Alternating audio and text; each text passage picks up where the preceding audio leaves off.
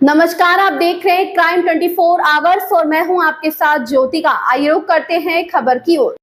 Nodal अधिकारी का जिला अस्पताल निरीक्षण। जिला अस्पताल में बाहर की दवा लिखे जाने और बाहरी लोगों को इमरजेंसी में बैठाकर उनसे काम कराने को जिले के नोडल अधिकारी ने नैतिक भ्रष्टाचार बताया है। इसके खिलाफ नोडल अधिकारी एल वेंकटेश्वर लू ने जिलाधिकारी को सख्त निर्देश देते हुए मुकदमा दर्ज कराए जाने का निर्देश दिया है। नोडल अधिकारी एल वेंकटेश्वर लू यहाँ एक दिवसीय दौरे पर रायबरेली पहुंचे हैं। इस दौरान अधिकारियों संघ बैठक से पहले उन्होंने जिला अस्पताल का निरीक्षण किया। इस दौरान जहां अस्पताल की व्यवस्थाओं और विशेषज्ञ चिकित्सकों की उपस्थिति पर उन्होंने संतोष जताया, वहीं बाहर से दवा लिखे जाने समेत अन्य शिकायतों पर उन्होंने नाराजगी जताई है। इस दौरान उन्होंने जिलाधिकारी को सख्त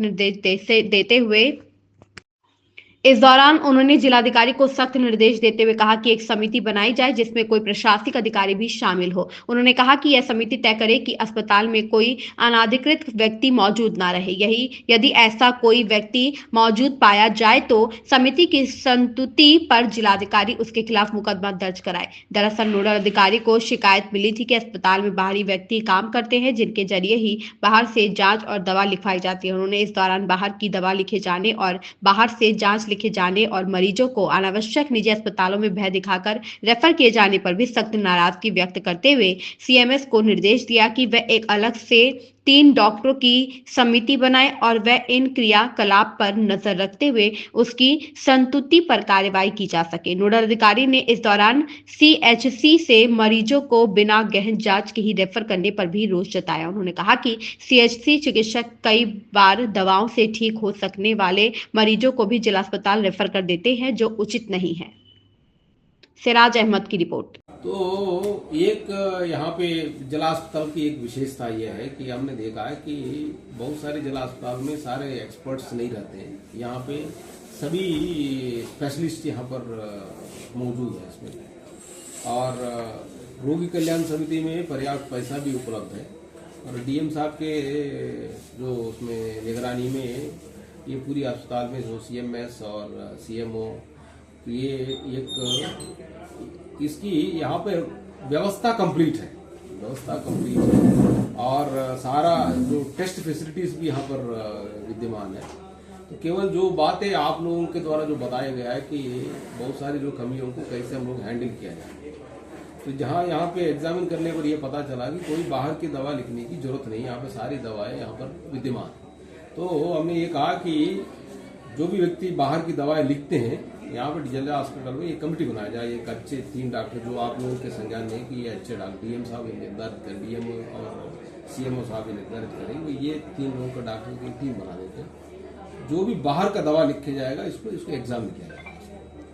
और तो इसी तरह का मैंने ये भी बोला कि बहुत सारे पेशेंट्स यहाँ पर आते हैं, इवन पीएससी और सीएचसी लेवल पे ही इसको ठीक से एग्जाम होना चाहिए। बहुत सारे केवल वहां पर दवा दे के मामला हल हो सकता है, उसको पूरा कॉम्प्लिकेट उसको उसमें कंफ्यूजन की वजह से यहाँ पर रेफर करने की जरूरत नहीं है। एक और फायदा यहाँ पर टेली मेडिसिन की फैसिलिटी है, तो यदि कोई किसी तरह का कंफ्यूजन है तो यहाँ पे एक्सपर्ट्स के साथ बात करके सीएचसी और पीएससी लेवल पे भी बहुत सारे पेशेंट्स को यहाँ रेफर करने की नौबत नहीं आना चाहिए, वहीं पर निपट जाएगा।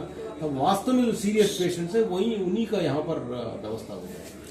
तो हम चाहते हैं कि इसकी एक ओपन, जैसा आप लोगों के बीच में भी ये चर्चा हुई है, बहुत बार टेस्ट बाहर लिखने की जरूरत है। यहाँ पर सारा टेस्ट मौजूद है तो बाहर लिखने की जरूरत नहीं है। और इमरजेंसी में ऐसा कोई जनरल एग्जामिनेशन के लिए ऐसा कोई एग्जामिनेशन नहीं है कि भाई अगले दिन सवेरे ना हो सकता। केवल जो सीटी स्कैन और जो ब्रेन से रिलेटेड है, हार्ट से रिलेटेड है, उसको छोड़ देंगे, बाकी सब अगले दिन जांच हो जाएगा। और दूसरा एक और ये भी करिए, पेशेंट को कोई बाहर का, यहाँ पे जिला अस्पताल में भी जो बाहर का रेफर कर रहा है अनावश्यक रूप से आर्टिफिशियल इमरजेंसी क्रिएट करके, उसका भी एग्जामिन करने के लिए उसी कमेटी के माध्यम से जाए। नहीं तो ये जो है लोगों को डरा धमका के अनावश्यक रूप से प्राइवेट हॉस्पिटल में रेफर करने का जो टेंडेंसी है उसका, वो जो है उस पर भी अंकुश लगना चाहिए। देखिए कि ये जो लोगों के अंदर डॉक्टर का जो स्पेशलाइजेशन और जो एडवाइस देने की जो काबिलियत है वो सिंसियरली एग्जाम इसमें इम्प्लीमेंट होना चाहिए, एक्सरसाइज होना चाहिए, ना कि केवल लोगों का शोषण करने के, लोगों का बया दोहन करने के लिए, लोगों को परेशान करने के लिए ये नहीं होना चाहिए। ऐसा होता है तो जब कमेटी के माध्यम से एग्जामिन होने की तरकीब होगा तो कोई व्यक्ति ऐसा करने का हिम्मत नहीं करेगा।